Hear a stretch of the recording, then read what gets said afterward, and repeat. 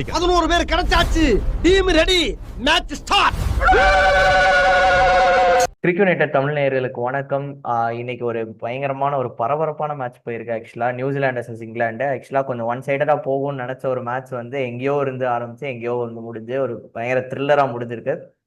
இங்கிலாந்து வந்து 3 மேட்சஸுமே ஜெயிச்சு already seal பண்ணிட்டாங்க செமிஃபைனல்ஸை. பட் ஒரு நல்ல பொசிஷன்ல முடிச்சிருக்காங்க. There on going to semifinals with அன்டிஃபீட்டடா இந்த சூப்பர் 8. ஸோ இதை பத்தி நம்ம யார்கிட்ட பேசுறோம்னா ஸ்ரீவத்சன் ப்ரோட்ட பேசுறோம். வணக்கம் ப்ரோ. Hello hello. இப்படி பாத்தீங்களா நீங்க மேட்ச்? பார்த்தாச்சு. கடைசியா மெயினா பார்த்தது நான் நியூசிலாந்துக்கு போகும், நியூசிலாந்து ஜெயிச்சிருவானுங்கன்னு நினைச்சு பார்த்துட்டு இருந்தேன். நம்ம பார்த்தனால தோத்தாங்களான்னு தெரியல. இல்ல அதான் ஆக்சுவலி என்னன்னா, நியூசிலாந்து ஜெயிச்சிருக்க வேண்டிய மேட்ச். அவங்க ஆக்சுவலி பவர் பிளேல வந்து அதான் நம்ம முன்னாடியே நியூசிலாண்டோட ஸ்ட்ராட்டஜில பேசும்போது நம்ம சீரீஸ்ல டிம் சைஃபர்ட்டும் ஃபின்னாலனும் அந்த ஸ்டார்ட்டை கொடுத்துருவாங்க, மீதி பேர் வந்து எடுத்துட்டு போறது மட்டும்தான் வேலை அப்படின்ற மாதிரி இருந்தது. அதே மாதிரி என்னன்னா, இன்னைக்கு பவர் பிளேல சரியான ஒரு ஸ்டார்ட் கிடைச்சது. 54 ஃபார் நோலாஸ். ஆனா அங்கேருந்து நியூசிலாந்து மாதிரி ஒரு டீம் வந்து 159 தான் அடிச்சாங்களா அப்படின்னு பார்க்கும்போது எனக்கு இது இருக்கு. இந்த இடத்துலதான் நான் திரும்ப திரும்ப நான் சொன்னது என்னன்னா, இந்த டேரல் மிச்சல் பையில வந்து தயவு செய்து நம்பர் 4 கிளென் பிலிப்ஸ் இன்னைக்கு 39 ரன் அடிச்சிட்டாரு, இல்லைன்னு சொல்லல. நல்ல இன்னிங்ஸ் ஆடினாரு. ஆனா டேரல் மிச்சல் மாதிரி ஒருத்தர் கொஞ்சம் முன்னாடி இறங்குனாங்க அப்படின்னா அந்த கேமை கிளென் பிலிப்ஸ் அந்த சைடு அட்டாக்கிங்கா போயிட்டு இருக்கிறாருன்றப்போ விக்கெட் விழாம கேமை எடுத்துட்டு போக முடியும். ஒரு 15 ஓவர்ல நீங்க 3 டவுன் 4 டவுன் தான் இருக்கீங்க அப்படின்னா உங்களுக்கு உங்களோட லோவர் ஆர்டர் வந்து மார்க் சாப்மனும் சரி, ஒரு சாண்ட்னரும், ஏன்னா சாண்ட்னர் இப்போ வந்து பயங்கரமா டெவலப் பண்ணிட்டாரு அவரோட பவர் ஹிட்டிங்க. ஸோ சாண்ட்னரும் சரி, அந்த மெக்காங்கி போன போன மேட்ச் செம்மையா ஸ்ரீலங்காவோட சரியான இன்னிங்ஸ் ரெண்டு பேரும். அவங்க ரெண்டு பேரும் ஆடின பவர் ஹிட்டிங் ஆடுறதுக்கு வந்து என்னன்னா ஈஸியா இருக்கும். நீங்க Mark Chapman, okay, Daryl Mitchell, Glenn Phillips, Mark Chapman, Mitchell Santner அப்படின்னா அந்த ஸ்டெபிலிட்டி இருக்கு. கிளென் பிலிப்ஸ் அடிச்சிட்டாரு, பட் ஆனா அவர் அவுட் ஆயிட்டாருன்றதுக்கு அப்புறம் நீங்க எல்லாம் பாருங்க. Daryl Mitchell 3 off 8. ஆமா, ஸ்லோ பிச். நான் இந்தியால செம்மையா 6ல பர்ஃபார்ம் பண்ணாரு, இல்லைன்னு சொல்ல. பட் அவருக்கு பெஸ்ட் சூட்டட் என்னன்னா அந்த 8-10 பால் எடுத்துட்டு அதுக்கப்புறம் அடிக்கிறது. அவர் வந்து 100% சக்சஸ் ரேட் இல்ல, ஒரு 100% சொல்ல முடியாது, பட் ஒரு 90% success rate, majority of the success அவருக்கு வரணும்னா நம்ம அந்த டேரல் மிச்சல் வந்து என்னன்னா நம்பர் 4ல ஆடணும் அப்படின்றது நம்ம பேசியிருந்தோம் முன்னையே வந்துட்டு. இப்ப ஆனா வந்து அவங்க அந்த இடத்துல அவங்க என்னமோ கோட்டை விட்டாங்களோ அப்படின்றது இருந்தது. ஏன்னா ஆமா. கிளென் பிலிப்ஸ் அவுட் ஆன உடனே என்னன்னா அப்படியே மொமெண்டம் கட் ஆயிடுச்சு. சாப்மனும் வந்து அந்த என்னன்னா ரன்ஸ் ஃப்ளோவே வரல அந்த தேவையே மாதிரி. ஆமா, சாப்மனும் வந்து தேவையே இல்லாம இறங்கி வந்து ஆமா, ஆதில் விக்கெட் ஆனது. ரஷீதுக்கு ஆமா, அவுட், ஆமா. விக்கெட் ஆனது. அது மாதிரி வந்து என்னன்னா, சோ இது என்னன்னா தேவையே இல்லாம அந்த ரன்ஸ் கடைசியா விக்கெட் எடுத்துட்டு ஒரு 115 ஃபார் 4 அப்படின்னு கடைசி 5 ஓவர் இருந்தாலும் கடைசி 5 ஓவர்ல ஒரு 50 ரன்ஸ் 50-60 ரன்ஸ் அடிக்கிறதுக்கான வாய்ப்பு இருக்கு. ஏன்னா ஒன் செட்டில் பேட்ஸ்மேன் இருப்பாங்க. நிறைய நம்ம இது அஸ்வின் பேசுறதையும் நான் கேட்டிருக்கேன். ஒரு அஸ்வினும் பீடாக் பேசும்போது கேட்டிருக்கேன், ஒரு செட்டில் பேட்ஸ்மேன் இருந்தா என்ன சேஞ்ச் இருக்கும் அப்படின்றது. ஏன்னா அந்த சைட்ல அந்த ஸ்டெபிலிட்டி அப்பதான் கொடுக்க முடியும். எல்லாருமே பால் 1ல இருந்து அடிச்சு அவுட் ஆகிறதுக்கும் வாய்ப்பு இருக்கு கடைசி 5 ஓவர்ல. ஆனா ஒரு செட்டில் பேட்ஸ்மேன் ஒரு 20-30 பால் ஆடி அந்த லென்த்தை ஜட்ஜ் பண்ணி அடிக்கிறதுக்கான சான்சஸ் அதிகமா இருக்கு. அது டேரல் மிச்சலால பண்ணிருக்க முடியும். அவரை நம்பர் 6 ஆடினது வந்துட்டு நம்ம ஃபர்ஸ்ட்ல இருந்தே வந்து டவுட்டாவே பேசிட்டு இருந்தோம். நியூசிலாந்து சீரீஸ், இந்தியா நியூசிலாந்து சீரீஸ்ல இருந்தே பேசிட்டு இருந்தோம். அவர் அங்க ஆடுறதுங்கிறது இட்ஸ் ரைட் மூவ் ஆன்ட்டு. அங்க நல்ல நேஷனல் ஹைவே பிச்சை கொடுத்து ஒரு 39 ஆஃப் 18, 28 ஆஃப் 15 எல்லா மேட்சும் அடிச்சிட்டாரு. இங்க வந்து என்னன்னா கஷ்டப்படுறாருன்னு சொல்ல, பட் ஆனா இந்த மாதிரி ஈஸியா அடிக்கிறதுக்கான வாய்ப்பு கிடைக்க மாட்டேங்குது. இங்க அவ்வளவு ஈஸியா இல்ல, அதுதான் என்னுடைய இது. பட் அதே மாதிரி எனக்கு அண்ட் என்னமோ 115 தோணுது வந்து அந்த 8 to 12 ஓவர் மார்க்ல, சாரி 14 to 17 ஓவர் மார்க்ல கிட்டத்தட்ட ஒரு 4 ஓவர்ஸ்க்கு வந்துட்டு பவுண்டரிஸே வரல. அப்போ வந்து ஆமா, ஸ்ட்ரைக் அங்க ரொட்டேஷனுமே ரன் நடக்கல. நிறைய ஸ்ட்ரைக் ரொட்டேஷன் நடக்கல. விக்கெட்ஸ் அங்கதான் ஃபால் ஆச்சு, பைல் அப் ஆச்சு. ஒரு மாதிரி வந்து அடிக்க போய் அவுட் ஆனதெல்லாம் நடந்தது. அது நீங்க சொன்ன ஆமா, மாதிரி வந்து ஒரு ஆதில் ரஷீது ஒரு வந்துட்டு பியூட்டிஃபுல்லா வந்து போட்டாரு. ஆதில் ஆடில் எல்லா ரஷீதும் சரி, ஸ்பின்னர்ஸுமே. Will Jacks. வில் ஜாக்ஸ் நாலாவது பிளேயர் ஆஃப் த மேட்ச். ஆமா, மேம், அவரு ஆக்சுவலி நம்பர் 3 பேட்ஸ்மேன் அவரு. அதாவது ஒரு டாப் 3ல ஆடுற ஒரு பேட்ஸ்மேன் நம்பர் 7ல இறக்கி விட்டாங்க. ஒரு 20 பால் 50 அடிக்கிறாரு. அதுக்கப்புறம் மேட்சுக்கு மேட்ச் என்னன்னா பவுலிங்காகவே வச்சு விக்கெட் எடுக்கிறாங்க. இந்த சயீம் அயூப், வில் ஜாக்ஸ் எல்லாம் ஒரு கேட்டகிரி போல. இப்ப எப்படின்னா அவங்களோட பவுலிங்காகவே அவங்கள டீம்ல எடுக்கிறாங்க. வச்சிருக்காங்க. ஆமா, சயீம் அயூப் மோஸ்ட்லி நோன் ஃபார் ஓப்பனிங்க்கு தான் அவரு. அவர் ஆனா இப்ப bowlingல தான் வந்து நம்பர் 2 ஆல்ரவுண்டர் இருக்காரு. ரன்ஸ்ல பெருசா பெருசா வரலனாலும். வரல. ஆமா. வில் ஜாக்ஸோட பெர்ஃபார்மன்ஸ் இது இருந்தது. எனக்கு ஒரு விஷயம் நான் நோட் பண்ணேன். ஒரு நம்பர் என்னன்னா 58% of the balls Will Jacks போட்டதா இருக்கட்டும், எது எஃபெக்டிவா பிரேமதாசா ஸ்டேடியம்ல இருந்திருக்கு அப்படின்னா, இந்த 5 to 7 மீட்டர் மார்க்னு சொல்லுவாங்க. குட் லென்த் ஏரியா அப்படின்ட்டு சொல்லிட்டு சொல்லுவாங்க. குட் லென்த்னா இப்போ ஒரு பேட்ஸ்மேன் பெர்ஸ்பெக்டிவ்ல சிம்பிளா சொல்லணும்னா, ஒரு பேட்ஸ்மேன் பெர்ஸ்பெக்டிவ்ல இருந்து பார்த்தோம் அப்படின்னா, நம்மள இருந்து ஒரு 5 to 7 மீட்டர்ஸ் முன்னாடி அந்த பால் பிட்ச் ஆகும். ஒரு 22 yards பிட்ச், அதாவது 20.6, எனக்கு எக்ஸாக்ட் நம்பர் வந்து 20.68 என்னமோ வரும். 20.68 வந்து ஸ்டம்ப் டு ஸ்டம்ப் வந்து ஒரு பிட்ச்னு சொல்லுவாங்க. அதுல வந்து நம்ம பேட்ஸ்மேன் கிரீஸ்க்கும் நான் ஸ்ட்ரைக்கர் கிரீஸ்க்கும் நடுவுல 17.6 மீட்டர் இருக்கும். அந்த 17.6 மீட்டர்ல பேட்ஸ்மேனுக்கு 5 to 7 மீட்டர்ஸ் முன்னாடி விழுகுது பால் அப்படின்னா அது என்ன ஆகும் அப்படின்னு வந்து பாத்தீங்கன்னா, இந்த பிட்ச்ல பொறுத்த வரைக்கும், பிரேமதாசால பொறுத்த வரைக்கும், ஸ்ரீலங்கன் கண்டிஷன் ஸ்லோல டியூ டு வேரியபிள் பவுன்ஸ், அதாவது நம்ம பார்த்தோம் ரச்சின் ரவீந்திராவுக்கு ஒரு ஆமா. பால் கீழே போகுது, ஒரு பால் நல்லா மேல எகிருது. அந்த மாதிரி அன்வேரியபிள் பவுன்ஸ்ல இருக்கும்போது என்ன ஆகும்னா, ஒண்ணு நம்ம என்ன வச்சிருப்போம், ஷார்ட்டா போட்டா ரோஹித் சர்மா மாதிரி புல் அடிச்சிருவாங்க, அதாவது குத்தி போட்டோம்னா ரோஹித் சர்மா மாதிரி புல் அடிச்சிருவாங்கன்னு இருக்கும். இல்ல ஆஹ் கொஞ்சம் முன்னாடி போட்ட மாதிரி இருந்ததுன்னா பாலை வந்து காலுக்கு கொண்டு போய் விராட் கோலி மாதிரி கவர் டிரைவ் அடிக்கிற கவர் டிரைவ் மாதிரி அடிக்கும். இருக்கும். ஆமா. இந்த 5 to 7 மீட்டர் லென்த் வந்துட்டு இந்த ஸ்லோ ஸ்ரீலங்கன் கண்டிஷன்ஸ்ல எப்பேற்பட்ட ஒரு இதுனா, உங்களால புல் அடிக்கிறதுக்கான வாட்டமும் வராது. அதாவது பேக் ஃபுட்ல போயிட்டு நீங்க புல் அடிக்க போனீங்கன்னா உங்க பேட்டுக்கு கீழே வந்து என்ன ஆகும் அப்படின்னா அந்த கேப்ல போயிட்டு ஸ்டம்ப்ல அடிக்கும். ஆமா. ஓகே, ஏன்னா லோ பவுன்ஸ் இருக்கிறதுனால, இல்லைன்னா பால் மாட்டாது, மிஸ் டைம் ஆகும். அதுவே வந்து நீங்க சரி நான் டிரைவ் ஆட போறேன் அப்படின்னு வந்து பாத்தீங்கன்னா உங்களுக்கு என்ன ஆகும்னா, பக்கு பக்குன்ட்டு எட்ஜ் வாங்கிட்டு ஸ்லிப்புக்கு அந்த மாதிரி போகும், இல்லைன்னா எட்ஜ் வாங்கிட்டு கேட்ச் விழுகும். இன்னைக்கு ஆக்சுவலா ஆஹ் அவுட் ஆனது அப்படிதான் கொஞ்சம் அவுட் ஆனாங்க. பட்லர் போனதுமே ஆமா வந்துட்டு வேரியபிள் பவுன்சர் ஆனதுல தான் கீப்பர் கேட்ச் போச்சு. ஐ மீன் ஆமா பட்லருக்கு இன்னைக்கு. அது பட்லருக்கு இது இது நான் வந்து இப்ப நம்ம பேசுறது ஃபுல்லா ஸ்பின்னர்ஸோட இது. ஓகே, ஏன்னா வந்துட்டு பின்னாடி என்னன்னா, ஆமா இப்ப டிரைவ் ஆட போனீங்க, நீங்க முன்னாடி போனீங்க அப்படின்னா அந்த லென்த்ல என்ன ஆகும்னா, ஸ்வீட் ஸ்பாட், நான் பேட்டோட நடுவில் இந்த ஸ்வீட் ஸ்பாட் பத்தி சயின்ஸே இருக்காது, பின்னாடி தனி ஷார்ட்ஸா கூட போடலாம். என்ன ஆகும் அப்படின்னா, கொஞ்சம் மேல பவுன்ஸ் ஆகுறதுனால என்ன ஆகும்னா பேட்டோட மிடில்ல படாம டாப்பர் எட்ஜ்ல போடும். அப்ப என்னன்னா கவர்ஸ்ல ஈஸியா கேட்ச் போறதுக்கான வாய்ப்பு இருக்கு.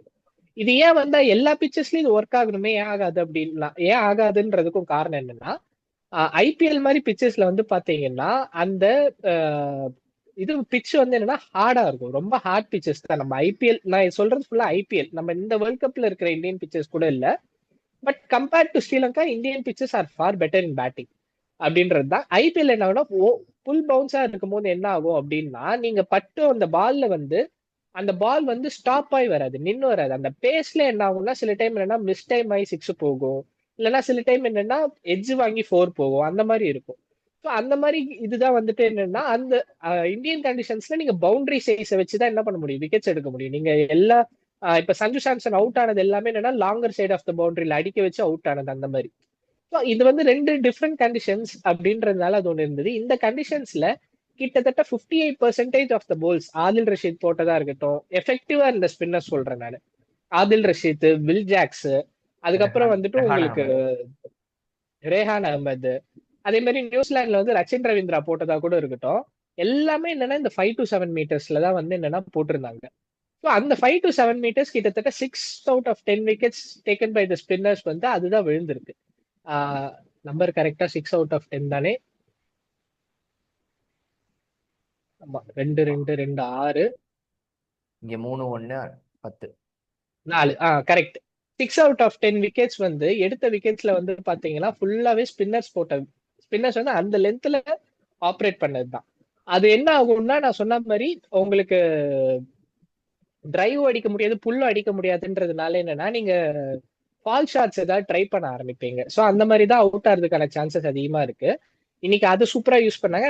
முக்கியமா எனக்கு ஸ்பின்னர்ஸ்ல பார்க்கும்போது ரச்சின் ரவீந்திரா ஆப்ரேட் பண்ண விதம், முக்கியமா இந்த 7 மீட்டர் மார்க்ல வந்துட்டு என்ன பண்ணாரு அப்படின்னா, நீங்க நல்லா நோட்டீஸ் பண்ணீங்கன்னா தெரியும், ஃபாஸ்டரா போட ஆரம்பிச்சாரு. அந்த பவுன்ஸை நம்பி அன்வேரியபிள் பவுன்ஸ் இருக்குன்றதுனால என்னன்னா, ஃபாஸ்டா போட்டா என்ன ஆகும்னா, ஒண்ணு குத்திட்டு சர்ன்னு கீழே வந்து ஸ்டம்ப்ல அடிச்சிரும், இல்ல கால்ல அடிச்சிரும், இல்லைன்னா பவுன்ஸ் ஆகி இல்லைன்னா பக்குன்னு பேட்டுக்கு சீக்கிரம் வந்துரும். இது இது எட்ஜ் வாங்கி மிஸ்டைம் பண்ணி நம்ம கேட்ச் வரதுக்கான வாய்ப்பு இருக்கு. அது சூப்பரா யூஸ் பண்ணாரு.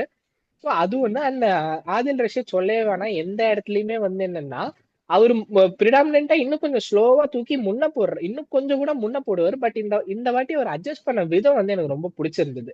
இது நான் வந்து எனக்கு தெரிஞ்ச கிரிக்கெட் நாலேஜ்ல நான் கத்துக்கிட்ட கொஞ்சம் விஷயத்துல நோட் பண்ண விஷயம் இது. நான் அத விஷயத்துல நோட் பண்ண விஷயம்.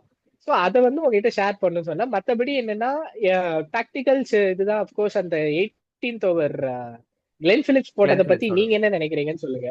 அதுதான் அது வரைக்கும் வந்து கையில இருந்த ஒரு மேட்ச் தான் எனக்கு தெரிஞ்சு நியூசிலாந்து. ஈவன் தோ அந்த ஐ மீன் வில் ஜாக்ஸ் இருந்தாப்ல அண்ட் ரெஹான் அஹமத் வந்து அப்பதான் என்ட்ரி ஆகிறாப்ல. ஓகே 3 overs 42ன்றது வந்து நம்ம ஆஸ்பெக்ட்ல பார்த்தா ஓகே கண்டிப்பா பிரேமதாசால வந்து அடிக்க முடியாத ஒரு ஸ்கோர் தான். 14 runs per over அடிக்கணும். அண்ட் உங்க கையில வந்து இன்னும் கோட்டா இருந்துச்சு, ஃபாஸ்ட் பவுலர்ஸோட கோட்டாவும் இருக்கு, அஸ் வெல் அஸ் உங்களோட பிரைம் ஸ்பின்னர்ஸோட கோட்டாவும் இருக்குது. அப்படி இருக்கும்போது எதுக்கு கிளென் பிலிப்ஸ்க்கு வந்து அந்த பால் போச்சுன்றது இன்னுமே ஒரு பெரிய கொஸ்டின். அஸ் வெல் அஸ் வந்துட்டு நீங்க சொன்ன மாதிரி இப்போ நீங்க ஓகே அஸ் வெல் அஸ் ஸ்பின்னர்ஸ்க்கு பயங்கரமா ஹெல்ப் பண்ணியிருக்கு. இப்போ நம்ம அந்த வேரியபிள் பவுன்சர் பத்திலாம் பேசுறோம். அந்த டைம் வேரியபிள் பவுன்ஸ் இருக்குன்றப்ப ஏன் நீங்க ஒரு ஸ்லாட்ல, அதாவது ஒரு ரொம்ப ஈஸியான ஷாட்டுக்கு போகிற மாதிரியான ஒரு பால்ஸா வந்து கிளென் பிலிப்ஸ் போட்டாரு. அதுல இன்க்ளூடிங் ஒரு ஃபுல் டாஸ் வேற வந்துச்சு. ஸோ அது ஃபர்ஸ்ட் செலெக்ஷன் கிளென் பிலிப்ஸ்க்கு போனது. அது எதுக்குன்னு தெரியல. தே குட் ஹவ் அவரோட கண்டினியூட் வித் ஃபுல்ல போட்டது ஸ்லாட்ல உந்ததா புல்லர் லென்ஸ்ல அதான் போட்ட எல்லா பாலும் எல்லா அடிக்க பாலும் ரன்ஸ்க்கு அடிதான். போயிருக்கும். ஆமா எல்லா பாலும் அதுவும் வந்துட்டு இறங்கி இறங்கி அடிச்சார் ரெஹான் அஹ்மத். அந்த ஒரு ஓவர்ல மேட்ச் முடிஞ்சு, ஆக்சுவலா மேட்ச் டர்ன் அவுட் ஆயிடுச்சு. அதுக்கு அடுத்த ஓவர்ல வந்து சாண்ட்னர் கிட்ட இருந்து நீங்க எதுவுமே ஈல்டு பண்ணவே முடியாதுன்ற மாதிரி ஆயிடுச்சு. அண்ட் நெக்ஸ்ட் ஓவரும் அடி, அதுக்கடுத்து ஹென்ரி வந்தாப்ல. அண்ட் இன்னொரு விஷயம் எனக்கு இஷ்ஷோதி வந்து எஸ் அவர் என்னதான் வந்து நீங்க முன் ஃபார்ம் அந்த மாதிரி இல்ல முன்ன பின்னதான் இருக்குன்னாலும் Ish Sodhi is a primary leg spinner in the team. அவரோட 4 overs கம்ப்ளீட் பண்ணல. போன மேட்ச்மே அப்படிதான் நடந்துச்சு. அவருக்கு 4 overs கம்ப்ளீட் பண்ணல. சாண்ட்னர் நம்ம எப்பேற்பட்ட பவுலருன்றது தெரியும். என்னதான் இப்ப மும்பைல ஆடினாலும் நான் எப்பவுமே என்னன்னா சிஎஸ்கேக்கு நான் ஒரு சிஎஸ்கே ஃபேனு. எனக்கு இப்ப மும்பைல ஆடுறத பார்க்கும்போது உனக்கு ஆகணும்டா சிஎஸ்கே அவனை பெஞ்ச்ல அவனை உட்கார பெஞ்சில் உட்கார வச்சலன்ற மாதிரி வச்சதுக்கே எனக்கு உனக்கு கோவம் ஆகணும். இருந்து. ஆமா ஆமா உனக்கு ஆகணும்டா அவன் உன்கிட்ட நல்லா பெர்ஃபார்ம் பண்ணணும்ட்டு இருக்கும். அந்த மாதிரி ஒரு குவாலிட்டி இருக்கிற ஒரு பவுலருக்கு வந்துட்டு நீங்க தேவை அவர் கேப்டன் வேற. அவர் வந்திருந்து அவர் போட்டா கண்டிப்பா 22 ரன் எல்லாம் போயிருக்காது. மிஞ்சி மிஞ்சி போனா இறங்கி வந்து அடிச்சு ஒரு 4 போச்சுனாலும் ஒரு 10-11 ரன் மேக்சிமம். ஆமா. அது அது போயிருந்ததுன்னா இன்னும் என்ன ஆகும்னா 2 ஓவர்ல 32 ரன் இருக்கு. அதுக்கப்புறம் உங்களுக்கு என்னன்னா மேட் ஹென்ரியோட ஒரு ஓவர் இருக்கு, லாக்கி ஃபர்கியூசனோட ஒரு ஓவர் ஆமா இருக்கு. எதுக்கு சரி நீங்க லாக்கி ஃபாஸ்ட் பாலர் ஃபர்கூசன்லாம் யூஸ் பண்ணவே இல்லைன்னு தெரியல. அதான் இல்ல அதுல என்ன ஒரு டிஃபரன்ஸ் மேக் பண்ணிருக்குன்னு தெரியல. ஏன்னா எனக்கு வந்து அஸ் அ ஃபேனா ஒரு டவுட் வருது. ஏன்னா வந்து ரெண்டு பேருமே ஒரு டீசென்டான பர்ஃபார்மன்ஸா ஓப்பனிங் உங்களுக்கு கொடுத்துருக்காங்க பவர் பிளேல. And you can just consider them in என்ன சொல்றதுன்னா டெத் ஓவர்ஸ்லயும் நீங்க கன்சிடர் பண்ணலாம். Because back of length balls வச்சிருக்காரு Lockie Ferguson. He is not just a speedster. அப்படிலாம் கன்சிடர் பண்றப்ப இல்ல நீங்க இந்த வந்து இடத்து எந்த அவங்க இடத்துக்கு இந்த வர இடத்துல எதுக்கு யோசிச்சிருப்பாங்க அப்படின்னா நம்ம இந்த இடத்துல கொடுத்தது வந்து என்னன்னா அந்த பேஸ் அவர் வந்து ஹையர் பேஸ்ல இருக்குன்றதுனால அந்த பேஸை யூஸ் பண்ணி அடிப்பாங்க அப்படின்றதுனால யோசிச்சிருக்கலாம். என்னோட இது ஒரு ஜஸ்ட் ஒரு தாட் தான். ஏன்னா வில் ஜாக்ஸ் எல்லாருமே ஸ்லோவா போட்டுட்டு இருந்த டைம்ல அவன் வந்து கரெக்டா வந்து லாக்கி ஃபர்கியூசன் ஒரு 145ல போட்டாங்க அப்படின்னா எப்படி நம்ம ஷைன்ஷா ஆமா அஃப்ரிடிக்கு ஷைன்ஸ் மாட்டினார்ல ஆஃப்ரிடி இந்தியா மாட்டினது. கூட. ஆமா அப்ப எப்படி எப்படா வந்து கிடைக்கும்ன்ற மாதிரி வச்சு வெளுத்தாங்களா அதே மாதிரி ஆயிடுமோன்றதுனால யோசிச்சிருக்கலாம். அது எனக்கு பிரச்சனை இல்ல. ஆனா அது கிளென் பிலிப்ஸ் கைக்கு ஆஹ் போறது அதை காட்டிலும் டேஞ்சரஸால மாதிரி இருக்குதுன்ற மாதிரி. சரி எனக்கு ஒரு ஆஃப் ஸ்பின்னருக்கு போகணும்னா மெக்காங்கி நீங்க ப்ராப்பர் ஆஃப் ஸ்பின்னர் வச்சிருக்கீங்க. கிளென் பிலிப்ஸ் வந்து நல்ல பவுலர் இல்லைன்னு சொல்ல, செம யூஸ்ஃபுல் பவுலர். பட் அவர் பிரிடாமினா 4 overs பவுலர் கிடையாது. அவர் வந்து என்னன்னா 2 ஓவர் போட்டு அங்கங்க ஆமா ஏமாத்தலாம். நீங்க பதுக்கி வச்சு எங்கேயாவது ஒரு over 7th over 11th over இந்த சிவம் துபே எப்படி யூஸ் பண்றோமோ அந்த மாதிரி யூஸ் பண்ணிக்கலாம். அந்த மாதிரி நீங்க பண்ணலாம். பட் எனக்கு என்னன்னா அவர் அந்த 18th ஓவர் போடுற அளவுக்கு கிளென் இஸ் நாட். பிலிப்ஸ்க்கு ஆமா தேவையா ஆமா அப்படின்னு. தேவையில்லை அப்படின்றது தான். அதான் அதுதான் அது வரைக்கும் கையில இருந்த ஒரு மேட்சை தேவையில்லாம விட்ட மாதிரி ஒரு இதுவாயிடுச்சு. கண்டிப்பா ரேஹான் அகமது இருந்த ஃபார்முக்கு என்ன பண்ணிருப்பாருன்னா சாண்ட்னரை வந்து டேக் ஆன் பண்ண ட்ரை பண்ணிருப்பாரு. ஒரு விக்கெட் அவுட் விழுந்திருக்கும். ஆயிருப்பாங்க. ஆமா விக்கெட் விழுந்தா அடுத்து லியாம் டாசனும் பேட்டிங் ஆட முடியும் இல்லைன்னு சொல்லல. பட் என்னதான் நீங்க டீப் பேட்டிங் லைனப் இருந்தாலும் ஸ்லோ கண்டிஷன்ஸ்ல நீங்க பால்ல இருந்தே அடிக்கணும்ன்றப்ப என்னன்னா உங்களுக்கு நியூசிலாந்துக்கு தேவைப்பட்டது 3 குட் பால்ஸ் தான். அந்த 3 குட் பால்ஸ் கூட இல்ல, ஒரு டைட் ஓவர் இருந்ததுன்னா அவங்க நல்ல அவங்களே பால் ஃபால் ஷாட் போடணும்னே மேக் இல்ல, பண்ணிடுவாங்க. பால் ஷாட் அடிச்சிருவாங்க. என்ன யாராலே அடிக்க முடியாது, நானே என்ன அழிச்சு பண்ற மாதிரி அவனுங்களே அவுட் ஆயிருப்பானுங்க. பட் எனக்கு என்ன ஆனா வில் ஜாக்ஸ் ஆடின விதம் சூப்பரா. டேக் அவுட் வெயிட் பண்ணாரு, வெயிட் பண்ணி இந்த மேட்சும் சரி போன மேட்சும் சரி அவர் தெரியல. ஆடின விதம் ரொம்பவே எனக்கு பிடிச்சிருந்தது. பயங்கர வெயிட் பண்ணி எக்ஸ்பீரியன்ஸ்டு ஒரு பேட்டரா வந்து எக்ஸ்பீரியன்ஸ் கேம்பெயினரா மாறி இருக்காப்ல. என்னை நீ எங்க வேணாலும் இறக்கி விட்டாலும் நான் அடிப்பேன்ற மாதிரியான ஒரு ஐ மீன் விளையாடுவேன்ற மாதிரி ஒரு பிளேயர். ஆமா அது நான் எனக்கு என்னன்னா வில்ஜாக்ஸ் கிட்ட ஐயோ எனக்கு அந்த ஆர்சிபில வந்துட்டு நான் ஒரு 100 அடிப்பாரு ஒரு ஆமா 50 50 ஆஃப் பால் 30 பால்ஸ் ஆமா அடிச்சுட்டு ஆமா அதுக்கு அடுத்து அடுத்து ஒரு 10 பால்ல அடுத்து 50 ரன் அடிச்சிருவாரு. 42 பால்ல ஒரு செஞ்சுரி. விராட் கோலி ஆன்ட்டு பாத்துட்டு இருப்பான் அந்த சைட்ல இருந்து. அப்படி இருக்கும்போது என்னன்னா விராட் கோலி அவரே பாக்குற அளவுக்கு பெரிய ஆள் அப்படின்றப்போ என்னை நம்பர் 7ல ஏன்டா யூஸ் பண்றீங்க அப்படின்ற மாதிரி இருந்துச்சு. பட் ஆனா செமையா அடாப்ட் பண்ணி ஆடிட்டு இருக்காரு. என்ன கேட்டா ஒரு ஸ்டெப் இன்னும் கூட மேல அனுப்பலாம். வில் ஜாக்சன் நம்பர் 6 ஆடிட்டு சாம் கரனை நம்பர் 7 ஆடலாம். சாம் கரனும் இன்னைக்கு சூப்பரா விளையாண்டாரு. நல்லா தட்டி தட்டி அந்த ஸ்ட்ரைக் ரொட்டேட் பண்ண விதம் அது டாம் ரொம்பவே நல்லா பேண்டனும் நல்லா இருந்தது. விளையாண்டாப்ல. ஆமா டாம் பேண்டன் தான் லைட்டா கொஞ்சம் என்னன்னா ரன் ரேட் மந்தமா 7 இதுன்ட்டு போயிட்டு இருந்தது. கொஞ்சம் ஒரு இறக்கி 8க்கு இறக்கி விட்டு புஷ் பண்ணது அவர்தான். ஆமா அவர் வந்து என்னன்னா டக்குன்னு ஒரு கியரை போட்டு ஒரு எக்ஸ்ட்ரா 7.8 கிட்ட எடுத்துட்டு வந்தாரு. ஆமா. அவர்தான். ஒரே நிமிஷம். ஓகே.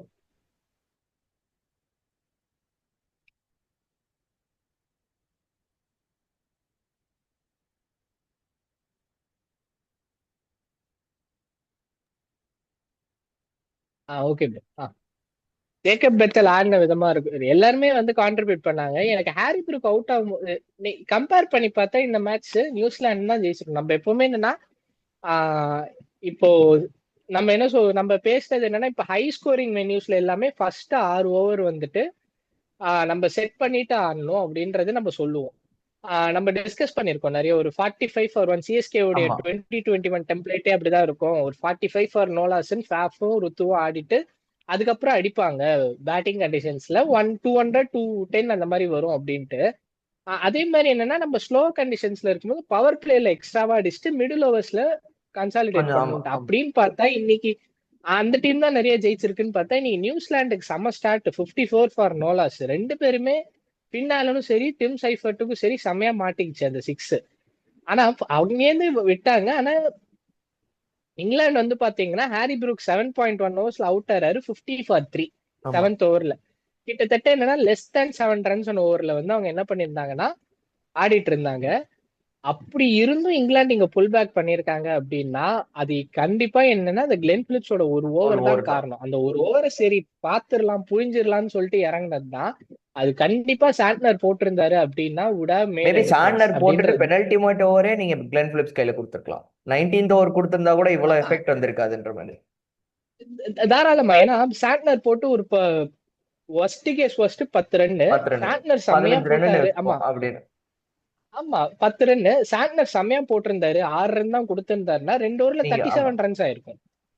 2 ஓவர் 37 ரன்ஸ் ஆயிருக்கும். அங்கேருந்து வந்து கிளென் பிலிப்ஸ் போட்டாலும் சரி யார் போட்டாலும் சரி ப்ரெஷர் இஸ் ஆல்வேஸ் அந்த batting side. Batting side. Mistakes பண்றதுக்கான வாய்ப்பு அதிகம். அந்த விஷயத்த வந்து கோட்டை விட்டாங்களோ அப்படின்றது இருக்கு. அப்படி ஒரு ஸ்லோவர் இது போடணும்னா டேரல் மிச்சலோட ஒரு ஓவர் அங்கங்க எங்கேயாவது கூட அது போட்டிருக்கலாம். ஆமா அவங்க சப்போஸ் ஓவர் ஆப்ஷன் இல்ல ஆமா அப்படின்னா அவருமே கட்டர்ஸ் நிறைய நல்லா போடுவாரு. ஒரு ஓவர் எங்கேயாவது அங்கங்க நம்ம போட்டோம் அப்படின்னா கொஞ்சம் தள்ளி இருக்கலாம். அது ஒரே ஒரு இது அந்த ஒரு ஓவர்ல மட்டும்தான் போச்சு மேட்ச். ஏன்னா எங்க பார்த்தாலும் என்னன்னா ரன் அடிக்கிற மாதிரி இருக்கு இங்கிலாந்துக்கு. ஆனா டப்புன்னு ஒரு விக்கெட் வந்து ரன் ரேட் அது கம்மியாயிட்டே கம்மியாச்சு. இருந்தது. ஆமா அவங்க எனக்கு என்னன்னா தெரிஞ்சு அவங்க 15 117 ஓவர்ஸ் for வரைக்கும் 6. அவங்க சாம் கரன் அவுட் ஆகுற வரைக்குமே வந்துட்டு ரன் ரேட் பெருசா இன்க்ரீஸே ஆகலையே. ரன்ன பாலுக்கு கொஞ்சம் மேலதான் இருக்காங்க. கிட்டத்தட்ட பார்த்தா 15 ஆமா ஓவர்ஸ்ல 100 ரன்ஸ் இருந்தாங்க. அவ்வளவுதான் அந்த மாதிரி தான். லாஸ்ட் 60 ரன்ஸ் ஃப்ரம் 5 ஓவர்ஸ் அந்த 12 per ஓவர்ன்ற மாதிரி இது வந்து 14 40 வரைக்கும் போகும். 46 of 24. நான் ஆமா வந்து 46 of 46 of 24. 24. அதுக்கடுத்து அந்த ஓவரும் நல்ல ஓவர் இது ரச்சன் கிட்ட அந்த இருந்து ஓவர்ல வந்தது. ஆமா சரியான ஒரு 3 ரன் தான் வந்தது. ஆமா அப்புறம் வந்து அதுக்கடுத்து இந்த ஓவர்ல வந்து மாறினது தான் 42 of 18ல மாறினது தான் மேட்ச் மொத்தமா மாறினது. ஆனா அது லைட்டா கொஞ்சம் என்னன்னா இப்ப என்னன்னா ஒரே ஒரு நல்ல விஷயம் பாகிஸ்தானுக்கு தான் வந்து இது என்னன்னா எனக்கு அடிக்கடி பார்க்கும்போது இந்த 2022 வேர்ல்ட் கப் தான் ஞாபகம் வருது. எப்படிடா இந்த பாகிஸ்தான் தப்பிச்சு தப்பிச்சு வந்துகிட்டே இருந்தாங்க. நெட் ரன் ரேட்டும் பெருசா அடிவாங்கல. ஏஸ் அவங்க 65 ரன் வித்தியாசத்துல ஜெயிக்கணும் ஸ்ரீலங்கா கூட. எனக்கு தெரிஞ்சு அவங்க போவாங்க. ஏன்னா என்னன்னா எப்படியும் வந்து அவங்க அவுட் ஆஃப் த லீக்னு ஆயிடுச்சு. பாகிஸ்தான் வந்து என்னன்னா ஏர்போர்ட்ல பேக் பண்ணி வச்சிடலாம்ப்பான்ட்டு அந்த 2022 போயிட்டு அப்படி கூட்டின்னு வந்து ஃபைனல்ஸ் விளையாடினாங்களா அந்த மாதிரிதான் இப்பயும் இருக்க போகுதுன்னு நினைக்கிறேன். பட் என்னன்னா பாகிஸ்தான் வந்து ரொம்ப ப்ரெஷர் போட்டுக்காம நாளைக்கு ஆடினாங்க அப்படின்னா செம்ம இன்ட்ரெஸ்டிங்கா இருக்கும். ஏன்னா ஸ்ரீலங்கா இப்படியே அவுட் ஆஃப் இது. ஜெயசூர்யா வேற சீம்ஸ் லைக் ரெசிக்னேஷன் நாளைக்கு தான் அவரோட லாஸ்ட் மேட்சா இருக்கும் அப்படின்றது சொல்றாங்க as a கோச். ஓகே. நான் பெருசா சேஞ்ச் ஆகும்னு நினைச்சேன் இந்த குரூப் ஸ்டேஜஸ்ல பெர்ஃபார்ம் வேற யாரும் அடிக்க மாட்டாங்க அப்படின்றதுதான். ஆமா. ஸோ இந்த மேட்ச் வந்து என்னன்னா எஸ் ஒரு நியூசிலாந்து ஒரு 159ன்றது ஒரு 175 அடிச்சிருந்தாங்கன்னா கண்டிப்பா ஒரு மேட்ச் அதுல இருந்து வந்திருக்கும். ஏன்னா இங்கிலாந்து இருந்த கண்டிஷன்ஸ்ல லாஸ்டா என்னதான் 20 ரன் போயிருந்தாலும் அதுக்கப்புறம் புல் பேக் பண்றது கஷ்டமா இருந்திருக்கும். மற்றபடி என்னன்னா நியூசிலாந்து மோஸ்ட்லி எனக்கு தெரிஞ்சு நியூசிலாந்து தான் குவாலிஃபை ஆவாங்க.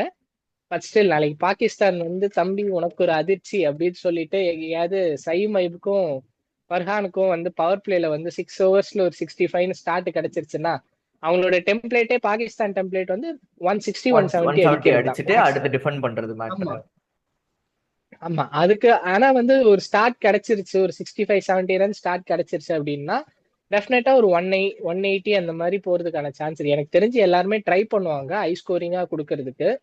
அது பண்ணாங்க அப்படின்னா இது இருக்கும். இன்னொரு சைடு ஸ்ரீலங்கா உனக்காவது சான்ஸ் இருக்கு, எனக்கா எதுவுமே இல்ல, அதனால நான் பால்ல நான் போறது மட்டும் இல்லாம ஒன்னையும் நீ கூட்டு கூட்டிட்டு போறேன்னு வந்து போறேன் அப்படின்னு. அது கூட வாய்ப்பு இருக்கு. ஸோ அது போயிடுச்சு அப்படின்னா literally India west Indies will become a quarter final.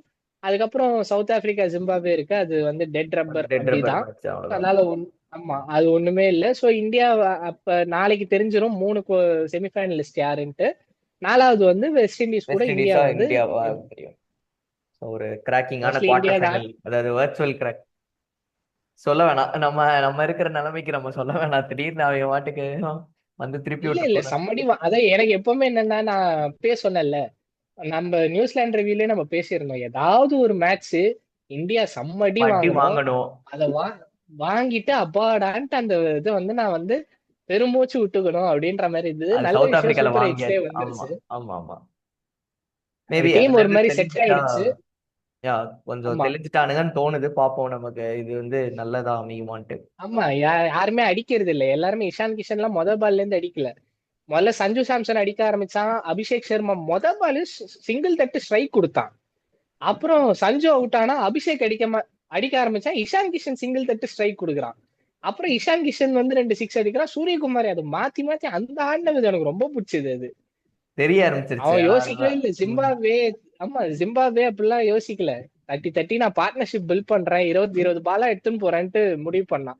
Test match மாதிரி ஆடினான், ஒரு 20 பாலா எடுத்துட்டு போறேன், அது பார்ட்னர்ஷிப் வந்தா அதுக்கப்புறம் பாத்துக்கலான்ட்டு அப்புறம் கடைசியில வச்சு முடிச்சிட்டாங்க. ஓகே பாப்போம். அப்புறம் சொல்லுங்க. ஆமா என்னுடைய ஃபேவரட் திலக் வர்மா ரன் அடிச்சிட்டாரு. அதனால நான் கொஞ்சம் குஷியா இருக்கேன். ஆமா நம்ம குரூப்ல இப்பயும் பேசிட்டு இருந்தோம். சொல்றேன் ஆமா இப்பயும் சொல்றேன் இந்தியாவுக்கு ஒரு ஒர்த்தான ஆல் ஃபார்மேட் பிளேயர்னா திலக் வர்மா தான். அவன் சின்ன பையன், பிரஷர்ல தான் அவன் ரன் அடிக்க மாட்டான். ஐயோ சிங்கிள் எடுக்கணுமே டெஸ்பரேட்டா தான் ரன் எடுக்க மாட்டான். அவனுக்கு எப்படின்னா அவன் பவர் ஹிட்டர் கிடையாது, டைமிங்லேயே வந்து பார்த்தா 16 பால்ல 44 அடிச்சுட்டு 44 போயிடுவான். எடுத்துக்கலாம். ஆமா அது யாரோட குணம்னா பெரியவர் ஐயா கோலியோட குணம் தான். நான் அப்கோர்ஸ் நான் டெக்னிக்ல கம்பேர் பண்ணல, டெக்னிக்ல வந்து ரொம்ப Kohli is strong. Far better. But ஆனா என்னன்னா இந்த 2 சைடும் ஆடக்கூடிய ஒரு பிளேயர்னா திலக் வர்மா மட்டும்தான். தயவு செய்து அவன் ஸ்ட்ரைக் ரேட் கம்மியா ஆடினா அவனை வச்சு செய்யாதீங்க. ஏன்னா செஞ்சா திரும்ப அடிக்கிறான் அவனுக்கு ஒரு சிங்கிள். மேட்ச் வந்து. ஆமா அவன் செஞ்சா எப்பெல்லாம் வந்து அவனை நீ இப்படி கட்டை எடுத்துட்டு இங்க போயிட்டப்போ என்னன்னா டமால் அடிச்சிடும், கட்டையை பின்னாடி போடுற மாதிரி ஆயிடும். அவன் ஜஸ்ட் ஆனா வந்து என்னன்னா செம குவாலிட்டியான பிளேயர். நம்பர் 6லயும் வந்து ஒரு நம்பர் 3 பிளேயர் நம்பர் 6ல வந்து அடாப்ட் ஆகுது அவ்வளவு ஈஸிலாம் கிடையாது, என்னதான் நம்ம ஜிம்பாவே அப்படி இப்படின்னு ஆமா சொன்னாலும். ஸோ அவரு நேத்தி ஆடின விதமும் வந்து என்னன்னா திலக் வர்மா தான் ஆல் ஃபார்மேட் பிளேயர். திரும்ப சொல்றேன், இது ஷார்ட்ஸு கூட கட் பண்ணி போட்டுங்க, திலக் வர்மா தான் ஆல் ஃபார்மேட் பிளேயர். தயவு செய்து அவர் அடிக்காதீங்க. கொஞ்சம் ரன் அடிக்கலைனாலும் என்னன்னா கொஞ்சம் பேக் பண்ணும். சஞ்சு பேக் பண்றாங்க, அபிஷேக் பேக் பண்றாங்க, ஆனானப்பட்ட சுப்மன் கில் அவ்வளவு பேக் பண்றாங்க. ஓடிஐஸ்க்கு டெஸ்ட்டுக்கு அவர் பக்காவா இருக்காரு. திலக் வர்மா உங்களுக்கு ஆல் 3 ஃபார்மேட்லயும் வந்து என்னன்னா அங்க போயிட்டு உட்காடுற மாதிரி ஒரு பிளேயரு, அது மட்டும்தான். இப்ப இந்த ஓகே. மேட்ச்ல வேற ஏதாவது மிஸ் பண்ணிட்டேன்னா நீங்க ஏதாவது சொல்லணுமா? வேற எதுவும் மிஸ் பண்ணல. நம்ம அடுத்து நாளைக்கு, ஐ மீன் நாளைக்கு இல்ல, நாளைக்கு ஒரு மேட்சுக்கும் நம்ம ரிவ்யூ பண்ணணும். அதுக்கு அடுத்து வந்து வெஸ்ட் இண்டீஸ் மேட்ச் இருக்கு, அது ரெண்டும் பார்த்துட்டு நம்ம செமிஃபைனலை நோக்கி ஆமா செல்கிறோம். ஓகே ஓகே, நாளைக்கு வர முடியுமான்னு பாக்குறேன். எனக்கு எக்ஸாம் சண்டேவோ எக்ஸாம் இருக்கு, வர முடியுமான்னு பாக்குறேன். அப்படி ஓகே. இல்ல அப்படின்னா வேற யாராவது வந்து கண்டிப்பா இது ஆமா பண்ணுவாங்க. கண்டிப்பா பண்ணிடலாம். அப்படியே ஸ்ரீவத்சன் ப்ரோக்கு ஒரு வாழ்த்துக்கள் சொல்லிடுங்க. அதோட நம்ம வீடியோ முடிச்சுக்கலாம். Until then signing off. Thank you.